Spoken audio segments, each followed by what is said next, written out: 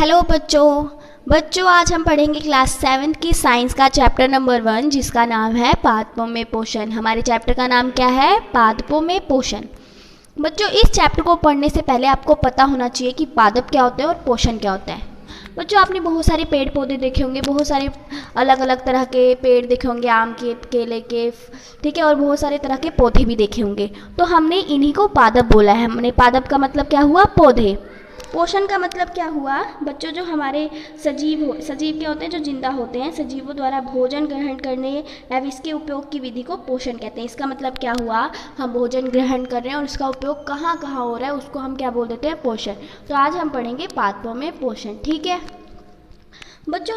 हमने पिछली क्लासेस में पढ़ा था सभी जीवों के लिए भोजन की बहुत ज़्यादा ज़रूरत है, उन्हें जिंदा रहने के लिए भोजन की आवश्यकता है, ठीक है। और हम ये भी पढ़ चुके हैं कि कार्बोहाइड्रेट्स होते हैं, प्रोटीन वसा, विटामिन, खनिज होते हैं, भोजन के घटक हैं, ठीक है बच्चों। हमने फिर इन भोजन के घटकों को क्या बोल दिया है? पोषक बोल दिया। पोषक किन्हें कहते हैं? पोषक क्या क्या होते हैं? कार्बोहाइड्रेट, प्रोटीन्स, वसा, विटामिन और खनिज जो होते हैं वो पोषक होते हैं, ठीक है बच्चों। तो इन पोषकों की हमारे शरीर में बहुत ज़्यादा उपयोगिता है, हमारे लिए बहुत ज़्यादा आवश्यक है ये पोषक तत्व, ठीक है बच्चों। ठीक है बच्चों, अब हमें पता है बच्चों कि सभी जीवों की भोजन की आवश्यकता होती है, सभी जीवों को, ठीक है, चाहे वो प्राणी हो, चाहे मनुष्य हो, चाहे जीव जंतु हो, चाहे पौधे हो, इन सबको किसकी ज़रूरत है? भोजन की ज़रूरत है। अब हमें पता है कि जो पौधे होते हैं, पादप होते हैं, अपना भोजन खुद बना लेते हैं। वो स्वपोषी होते हैं। स्वपोषी किन्हें कहते हैं? जो अपना भोजन खुद बना लेते हैं। तो पौधे जो होते हैं अपना भोजन खुद बना लेते हैं, लेकिन क्या मानव अपना भोजन बना लेते हैं खुद? नहीं, वो अपने भोजन के लिए किन पर निर्भर होते हैं? वो पादपों पर अपने भोजन के लिए निर्भर होते हैं। जो जीव जंतु होते हैं, हम प्राणी हो गए, हम मनुष्य और हमारे साथ कई प्राणी होते हैं, वो किस पर निर्भर होते हैं? पादपों पे निर्भर होते हैं अपने भोजन के लिए। तो हम सरल भाषा में ये कहेंगे कि हम मनुष्य हैं जो भोजन के लिए किस पर निर्भर है? पादप पर निर्भर है, ठीक है बच्चों। तो हम अपना टॉपिक पढ़ेंगे 1.1 टॉपिक क्या है? पादपों में पोषण विधि। तो हम ये स्टार्ट करेंगे, ठीक है, कैसे पादप जो होते हैं अपना भोजन बनाते हैं, कैसे उनके शरीर में अलग अलग कार्य होते हैं भोजन की सहायता से, कैसे एनर्जी मिलती है उन्हें, फिर कैसे वो ग्रो कर सकता है, इस सब बारे में हम इस टॉपिक में पढ़ेंगे, ठीक है बच्चों। हमें पता चल चुका है जो पादप होते हैं वो अपना खाना खुद बनाते हैं, पौधे होते हैं अपना खाना खुद बनाते हैं, ठीक है। किसकी सहायता से बनाते हैं? वो जल की सहायता से, कार्बन डाइऑक्साइड और खनिज की सहायता से अपना भोजन खुद बना सकते हैं, ठीक है। ये जो भी पदार्थ हैं जैसे जल है, कार्बन डाइऑक्साइड है, खनिज है, ये उनके एरिया में होता है जिससे वो अपना भोजन बना लेते हैं, ठीक है बच्चों।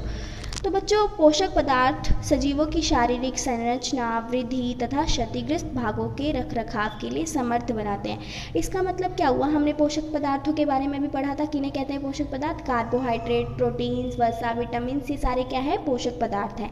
तो पोषक पदार्थ क्या होते हैं? जो पोषक पदार्थ क्या करते हैं? सजीव जो होते हैं, सजीव जो मतलब मान लो मनुष्य भी सजीव है, पेड़ पौधे भी सजीव है, सारे सजीव हैं। तो इनको वृद्धि प्रदान करते हैं, इनकी शारीरिक संरचना बनाते हैं और इन्हें बहुत सारे चोटों से, क्षतिग्रस्त भागों से इनका रखरखाव करते हैं।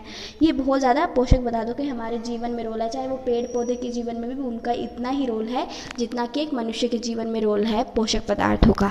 और पोषक पदार्थ साथ साथ हमारे जो शरीर के अंदर कार्य हो रहे हैं, उत्सर्जन, वहन, जैव प्रक्रम जिन्हें हम बोलते हैं, उनको भी एनर्जी प्रदान करते हैं। हमारे शरीर के अंदर होने वाले कार्य को करने के लिए एनर्जी प्रदान करते हैं, ठीक है बच्चों।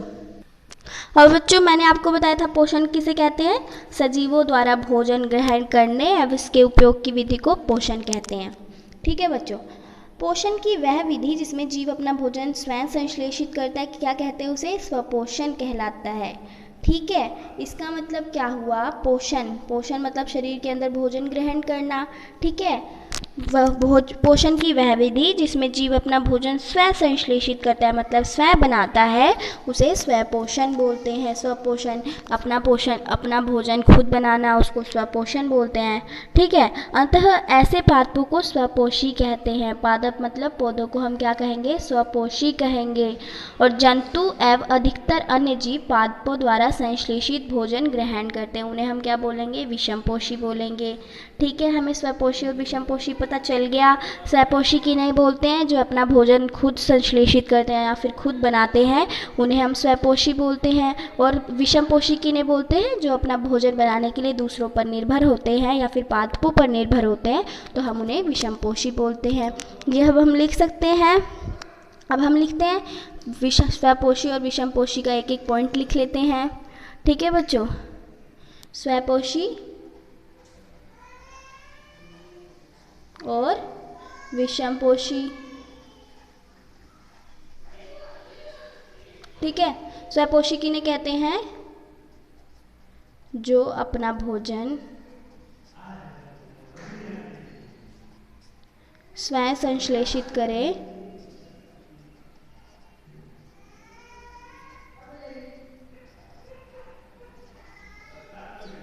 उन्हें स्वपोषी बोलते हैं।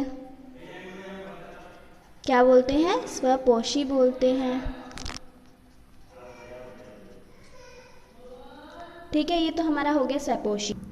और विषमपोषी किन्हें बोलते हैं? जो अपना भोजन स्वयं नहीं बना पाते या फिर पादपों पर निर्भर होते हैं भोजन के लिए, उन्हें विषमपोषी बोलते हैं। तो हम विषमपोषी को कैसे लिखेंगे?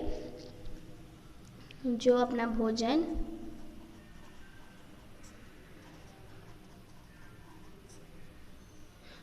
जो अपना भोजन स्वयं नहीं बना पाते,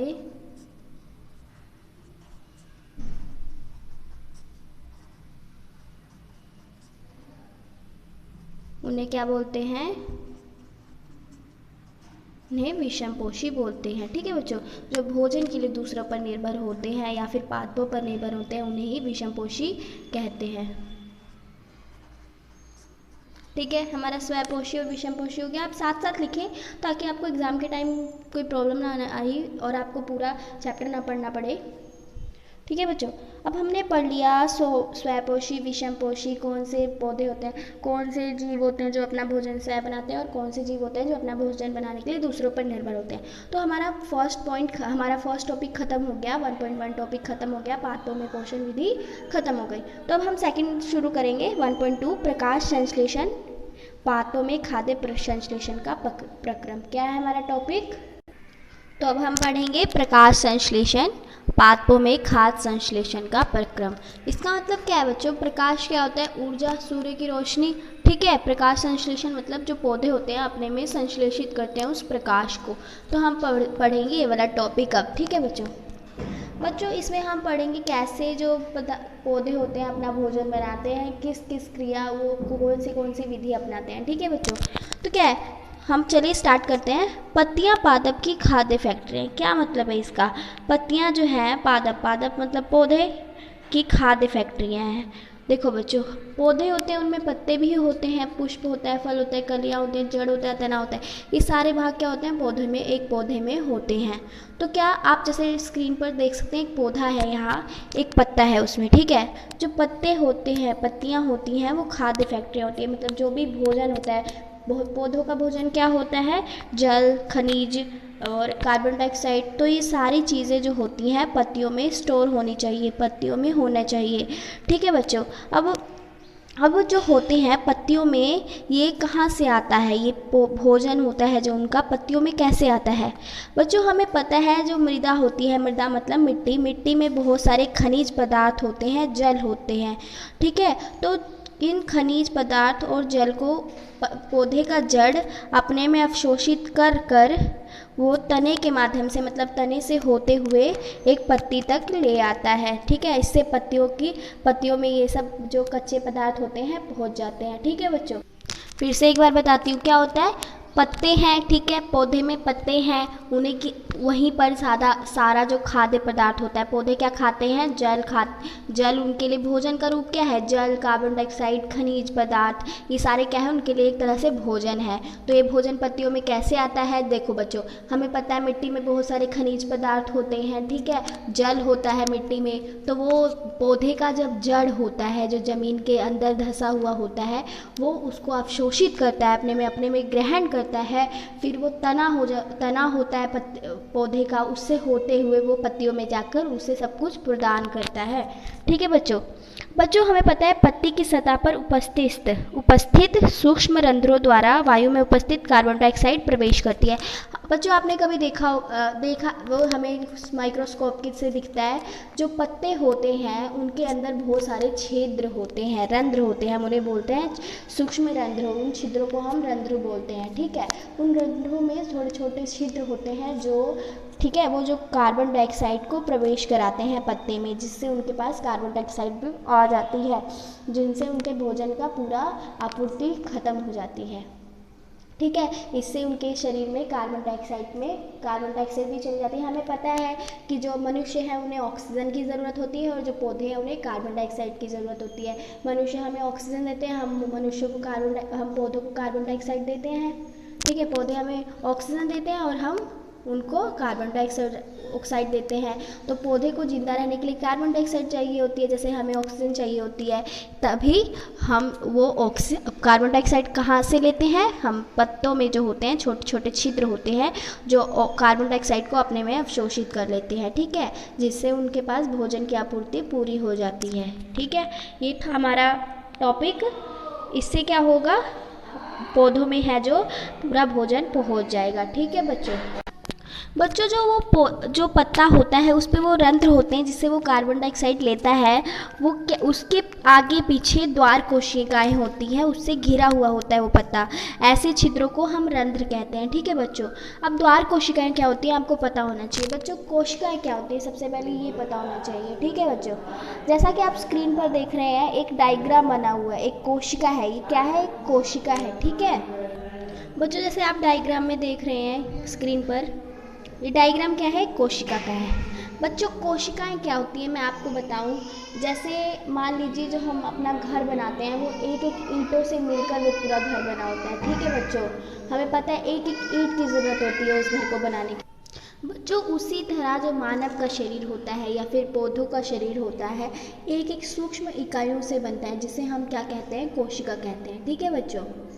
कोशिकाएं जो होती हैं हम उन्हें आँखों द्वारा नहीं देख सकते, वो बहुत ज़्यादा छोटे होते हैं, जिनको हम सूक्ष्मदर्शी मतलब माइक्रोस्कोप की सहायता से देख सकते हैं, ठीक है। एक कोशिका के आप देख रहे हो बाहरी ये कोशिकाएं हैं, इनमें बीच बीच में डॉट्स हैं। इसकी एक बाहरी परत है जिसे क्या कहते हैं, कोशिका झिल्ली कहते हैं। ये कोशिका का प्रोटेक्शन करती है, ठीक है, इसे क्या कहते हैं हम, कोशिका झिल्ली कहते हैं। और इसके बीच में छोटे छोटे डॉट्स हैं, उसे क्या कहते हैं, कोशिका द्रव कहते हैं। और इसके बीच में एक बड़ा सा डॉट है, उसे क्या बोलते हैं हम, उसे केंद्रक बोलते हैं, कोशिका का केंद्रक बोलते हैं, ठीक है बच्चों।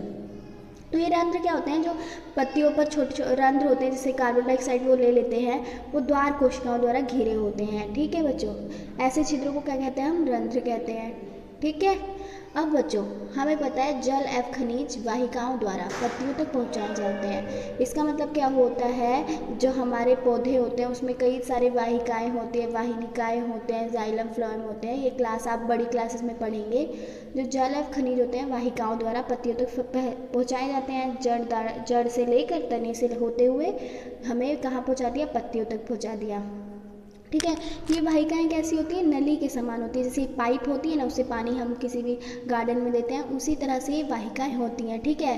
तथा जड़ तना शाखाओं या पत्तियों तक फैली होती हैं। ये जो वाहिकाएं होती हैं पूरे पौधे में इनका एक रूप है, एक तरह से फैली होती हैं, ठीक है। पोषकों की पत्तियों तक पहुँचाने के लिए वाहिका एक सतत मार्ग बनाती है। हमें पत्तियों तक पोषक जो होते हैं, पोषक हमने क्या पढ़ा था, कार्बोहाइड्रेट, प्रोटीन, वसा, ये सारे जो चीज़ें होती हैं, इसको पत्तियों तक पहुंचाने के लिए वाहिकाएं जो होती हैं एक निश्चित मार्ग बनता है उस पौधे में, ठीक है। पादपों में पदार्थों के परिवहन के विषय में, मतलब पादपों में पदार्थों का परिवहन मतलब हुआ पौधों में अलग अलग तरह के पदार्थों का परिवहन कैसे होता है, अब आप बड़ी क्लास में पढ़ेंगे, आपको इस टाइम ज़रूरत नहीं है इसकी, अगर आपको साइंस लेना है, ठीक है बच्चों। तो बच्चों अब आपने कभी ये सोचा है कि पत्तियां जो होती हैं उनका रंग हरा क्यों होता है, वो हरे क्यों होते हैं? तो पत्तियों में एक हरा वर्णक होता है, ठीक है, जिसे हम क्लोरोफिल कहते हैं। क्लोरोफिल की वजह से जो होते हैं पत्ते जो होते हैं हरे होते हैं। पत्ते हरे क्यों होते हैं, क्योंकि उनमें क्लोरोफिल होता है, ठीक है।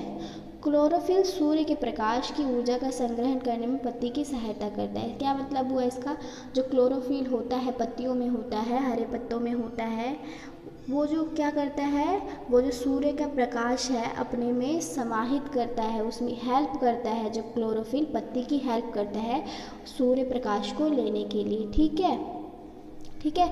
अब इस ऊर्जा का उपयोग जल एवं कार्बन डाइऑक्साइड के खाद्य संश्लेषण में होता है। जो पत्ती है वो ऊर्जा का उपयोग कहाँ करती है, सूर्य की रोशनी का उपयोग कहाँ करती है, जो उसने खाना लिया था, कार्बन डाइऑक्साइड लिया था और जल लिया था, उसके खाद्य संश्लेषण में, मतलब उसे खाना बनाने के लिए यूज़ करती है, क्योंकि खाद्य संश्लेषण सूर्य के प्रकाश की उपस्थिति में होता है। ठीक है बच्चों, ये बहुत ज़्यादा इंपॉर्टेंट लाइन है, क्योंकि खाद्य संश्लेषण सूर्य के प्रकाश की उपस्थिति में होता है। खाद्य संश्लेषण मतलब भोजन को बनाना किसकी उपस्थिति में होता है, सूर्य के प्रकाश की उपस्थिति में, इसीलिए इसे प्रकाश संश्लेषण कहते हैं। खाद्य संश्लेषण को बनाना सूर्य के प्रकाश की रोशनी में, सूर्य की प्रकाश की रोशनी की सहायता से खाद्य संश्लेषण होता है, तो हम इसको क्या बोलते हैं, प्रकाश संश्लेषण बोलते हैं। ठीक है, अंत हमने देखा कि क्लोरोफिल, हमने क्या देखा अब तक, क्लोरोफिल सूर्य का प्रकाश, कार्बन डाइऑक्साइड एवं जल प्रकाश संश्लेषण के लिए आवश्यक है।